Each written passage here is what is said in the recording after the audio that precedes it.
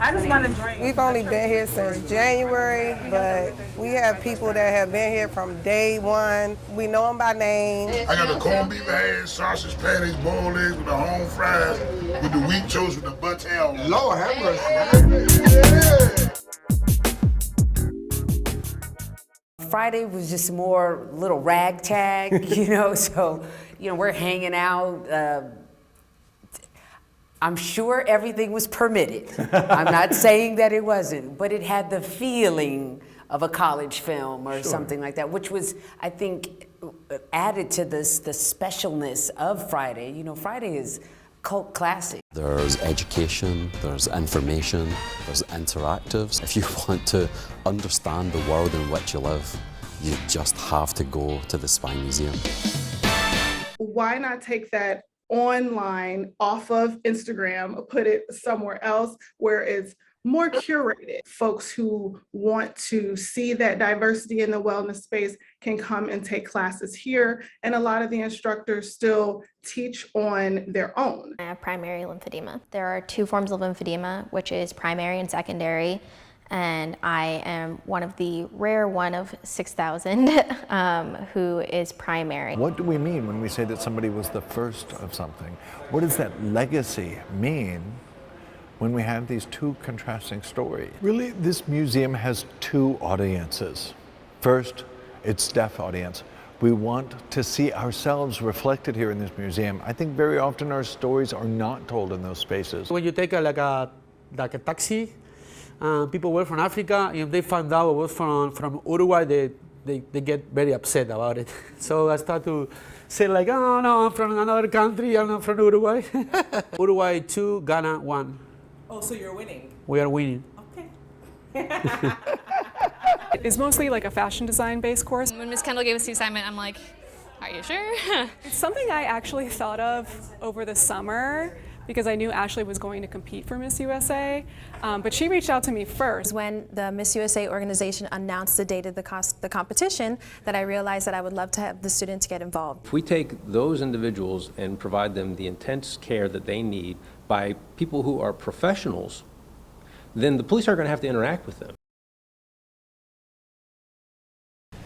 It's good to know that my school is getting a lot of attention from famous authors and poets. I feel like this is the opportunity of a lifetime. Today is our Black History Month celebration. We have invited Nikki Giovanni to come and speak with us. I will be interviewing her with my English teacher, Miss Garcia. I'm interviewing her with one of my students.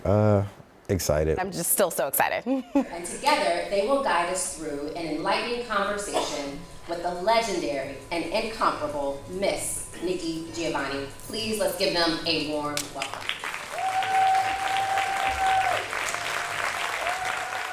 I'm just glad to be visiting Kip. I was invited and I wanted to come because I used to be young and I'm so glad I'm not anymore. I'm 80. I'm going to recommend 80. And I think that's a good idea to get old.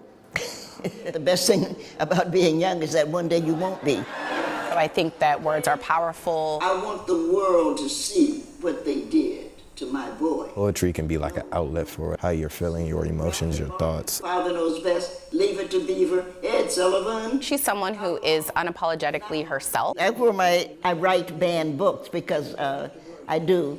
And I would have been very disappointed if my books had not been banned because I feel like I'm as offensive as any of the rest of them. At first, Toni Morrison was banned and Alice, these are people I know, Alice Walker was banned. And I was like, wow, I'm offensive. And so I couldn't understand why I wasn't banned.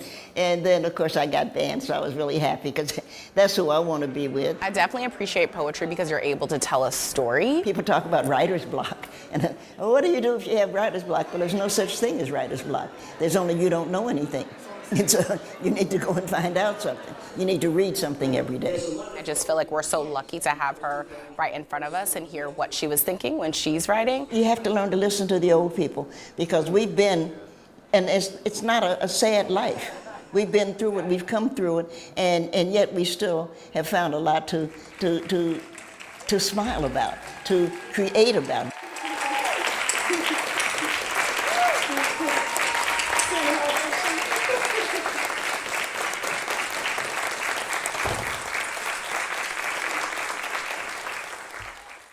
I got some Forbidden Stitch over here to show you. I've never seen Forbidden Stitch. Yes, this is a solo exhibition. My name is Willetta Angeline Chalet, and I'm known as Billy Chalet. I'm 89 years old, soon to be 90, and so glad to be here and very proud of my age. I'm at the Signal Financial Bank in downtown Washington, D.C. Thank you. I don't know if there's a place big enough for all of my work. This is colored pencil. Oh, really? I'm an artist, and I have a passion for two mediums. My passion is for needlework and colored pencil. I'm on a mission to save needle art. You see Abe Lincoln? No.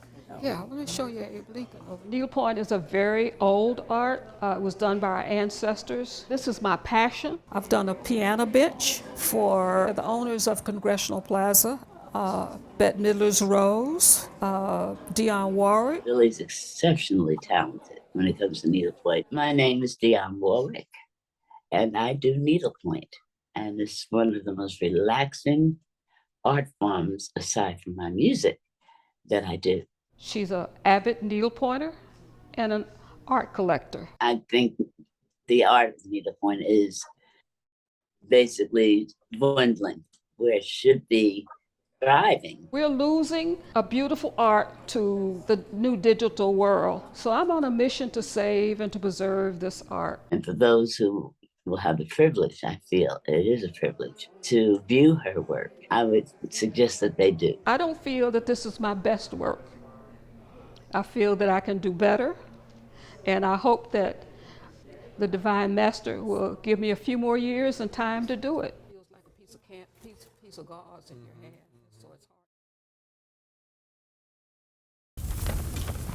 hard. Harriet Tubman grew up right here in Dorchester County, Maryland.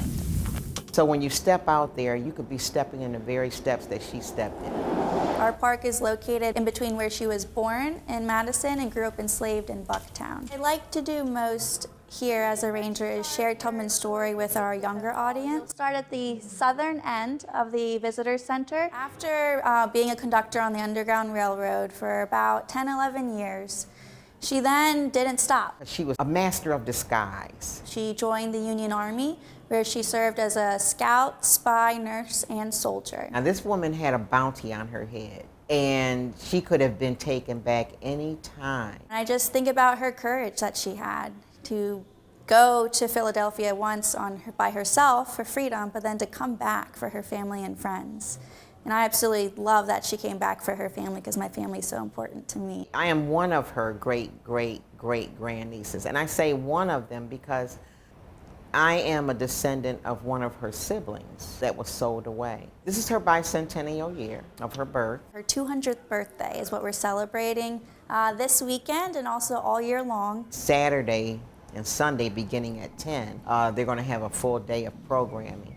Her story is a story of being fearless. This is Women's History Month, that she could show how far as a woman that you can go as far as you want as long as you don't let other people stop you. She's my hero. She's my inspiration. What can you do, inspired by her, to help someone else? Because she showed you what a woman could do.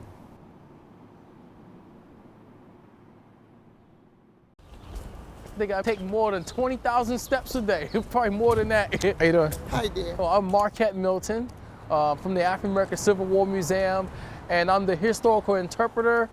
And my job is to tell the untold story about African Americans who fought in the Civil War. So this is the African American Civil War Memorial. Oh, there he is. So this is Andrew Green, DC native Washingtonian. We have the most names out of all memorials in the country, 209,145. He volunteered in the 1st Color Infantry of Company A. You're looking at the true heroes. These are the heroes that saved this nation when the nation was divided because of the institution of slavery. I'm a 3rd generation Washingtonian. I went to Easton High School. And that's what I was introduced to real history. I was always told the difference between history and the truth. U.S. color troops before the Buffalo Soldiers. Yeah. I had a high school teacher named Mr. Irby that showed the film Glory. And that kind of introduced me to want to know more about African Americans who served in the Civil War. This was a contraband camp for African Americans. So this is where African Americans have refuge, a place to stay. I'm in two different sections here. One, I'm wearing the Union sack coat. The students that comes here from kindergarten up to 5th grade, they come here and see history, the past, and how it relates to their present. My tour company is called U Street Time Travel. This whole area, the whole Shaw neighborhood has a lot of stories. So I felt it was my mission to share with the youth, because it's very important that the young people to know the story, to continue on with the legacy.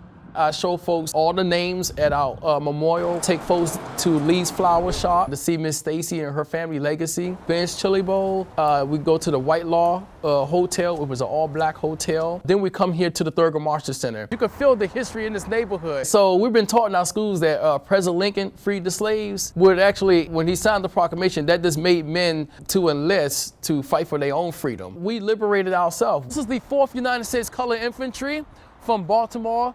They were part of the Army of the James. They never lost a battle. This photo is taken here at Fort Lincoln, here in Washington, D.C., which is now Costco's.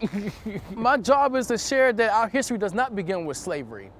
And my people wore this uniform to show that we are Americans too. Excited, ecstatic.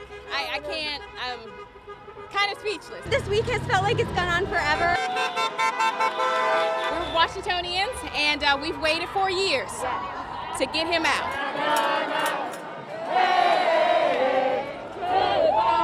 We just brought the baby out for a walk down to Black Lives Matter Plaza, and we found out the news while it was there, so I've been like jumping around. This is what democracy looks like. I grabbed the kids. I said, we have to like see this in person. I feel special because of my baby. He turned 1 on election night, and I want my world to not look like what Donald Trump's world looks like, and now I'm getting emotional. I hopped on a bike over here and there were horns honking and people leaning out of their cars. This is a fantastic moment for America, and I hope that we can all get together at this moment to be one nation again. We want to look in and see what's happening, but it doesn't look like anyone's really home right now, so. We've been isolated for the past 8 months, but this just felt too monumental. I'm speaking! I think with all the toxicity of the Trump administration, we're not even focusing on the fact that we just elected a black South Asian woman for vice president. So I wanted my girls to be out here to experience this, and hopefully we're all being safe. So many people across this country who have been suffering, who have been attacked by this administration. It feels like a burden has been lifted. It feels like a pall has been taken away from us. We have a lot of work yet to do, but this is a moment for us all to get together in joy and happiness, to share in this historic moment together. And just, it feels like I could jump to the moon. I'm very grateful that we're here. So, bye, Don. There's so much work to do to combat systemic racism, to combat homophobia, transphobia, sexism. I mean, how long did it take for us to get a female vice president? You know, like that alone shows how much work there is yet to do. The work's not done yet. This is the first step.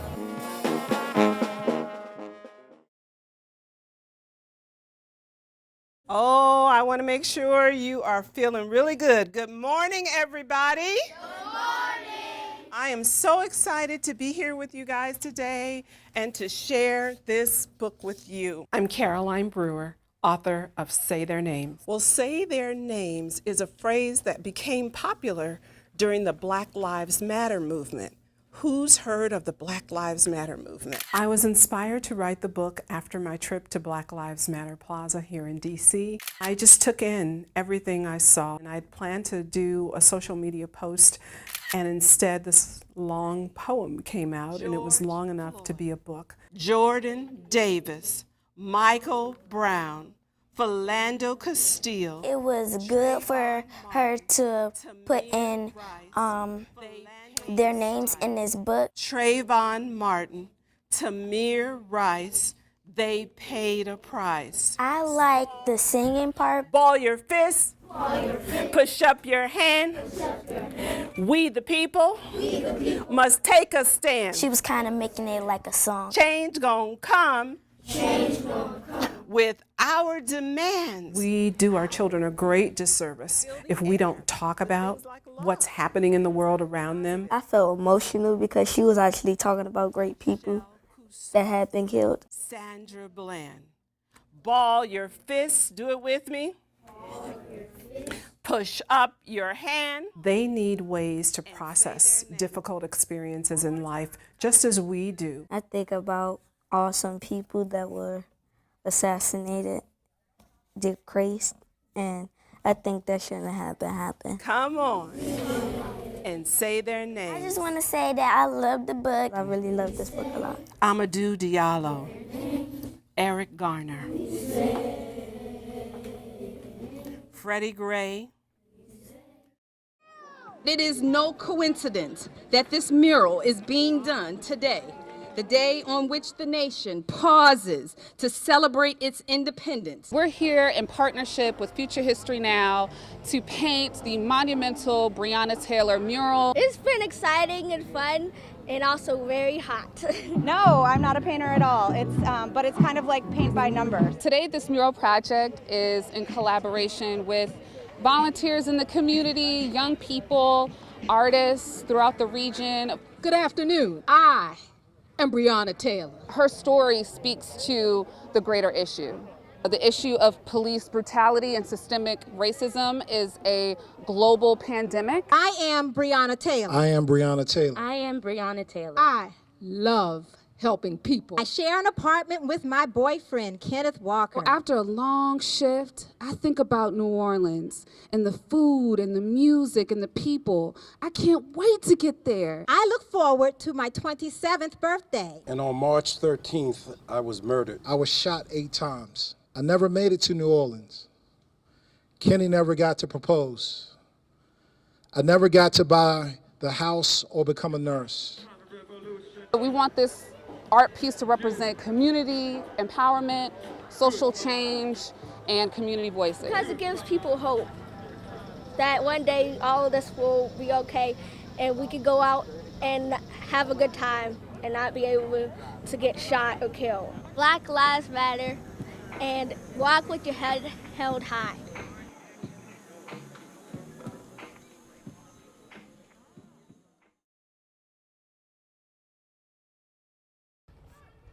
Hello, she said. My name is Dr. McAllister. I am Tyrese McAllister. I am an activist. I am an author. I am a wife. I am a mother.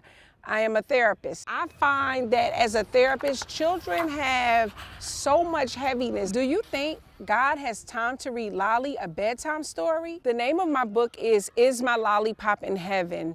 I wrote this book in response to a tragedy that happened in my life in 2017. Today, Acting Police Chief Peter Newsham held a press conference. My daughter, Ayanna Jasmine McAllister, was killed by gun violence in Washington, D.C. There was a music video being filmed. Both of our daughters had went to St. Augustine's University, and they were home on their spring break. So we were extremely excited. Monday evening, Ayanna had actually called to see if they could go out with some friends from college to watch a music video they were doing. And so I said yes, no problem. Shortly after the filming was completed, gunshots rang out and Ayanna was struck. And she had just come into herself like in high school. She had just like really found her sweet spot in life, and she figured out she wanted to be a police officer. I operate with a broken heart, but never anger, never anger. And I'm thankful for that. You've been through a tough time from losing someone you love. We talk about school shootings often. We talk about mass shootings often. But for Black children, our children are more likely to be shot on their way to and from school than they are to be shot in school. But nobody talks about that. Those are the conversations we need to have, and Black people need to have those conversations. You know how much Lolly loved her bedtime stories. I miss her so much, Deja said. While it's speaking sort of my daughter's situation, it's also speaking of all the types of losses that can happen in our community, especially in the African-American community. I am looking for donations of people who can make larger purchases for the book at cost so that we can send the book to families who have experienced tragedies. I would encourage people to not wait till this happens in your family, but to do something, because at the crux of this, community safety is something we should all be able to buy into. I think Ayanna would be very proud. My name is John Fendrick with my wife Mary. We own Rock Hill Orchard and Woodbourne Creamery in Mount Airy, Maryland. We bought Rock Hill about 13 years ago. My wife wanted to make cheese, and I really love my cows. And I really did this because I wanted my cows to be happy. So there's the creamery, and then we have the orchard, and we have a farm market at the bottom of the hill. Anytime the market is open, you're allowed to drive up and see the cows or the calves. Maryland has what's called an ice cream trail. It's done by the Maryland Department of Agriculture. And I think there's now 10 creameries in Maryland. They have cows on site, they make the ice cream on site, and they're stood out throughout the state. We actually built this building so people could stand on the outside and look right in. Each cow will get milked about 2 times a day. The cow literally just walks right into the stall. It's doing its own thing here, so that the arm's moving in and out. Now it's going to attach the teacup, and this is where the milk will come. So now it's going to go teat by teat and use a laser to get the exact location. And this is why people come to the farm, is like they'll come to pick apples or pick peaches, and then they're going to get our ice cream. Once the cows are milked, it goes to a bulk tank. And then the milk is then moved from there about every 2 days. We pump it through the silver tubes, and then from the silver tubes into the vats. This is our ice cream mix, which we make out of our Guernsey cow milk. And then I'm going to use some pureed strawberries and lemon juice. We don't use any peanuts or tree nuts in any of our ice cream. I'm going to turn the machine on. So there we go. It pulls heat out to thicken it, and it spins around to scrape what's been frozen on the side. We make it about 2 to 3 times a week. If we're open, people are allowed to walk around wherever they like. And sometimes that means there are people standing outside the window, knocking on the window. All right, I think we're ready. This is what we scoop ice cream out of. It's fluffy. There we go. So that's the strawberry ice cream. So now it's going to go into the hardening cabinet, where it will freeze it from that kind of soft serve consistency into hard ice cream that we can scoop. So tomorrow it'll be ready to go. I mean, from my point of view, it's always a good time to get ice cream. But also from the point of view of supporting a farmer, visit a farm. It doesn't matter if it's my farm or another farm. It's really important for you to get out and see where food comes from. I love the place. I'm out here. It's nice and quiet. It's sort of my own world. And that's what I like about it.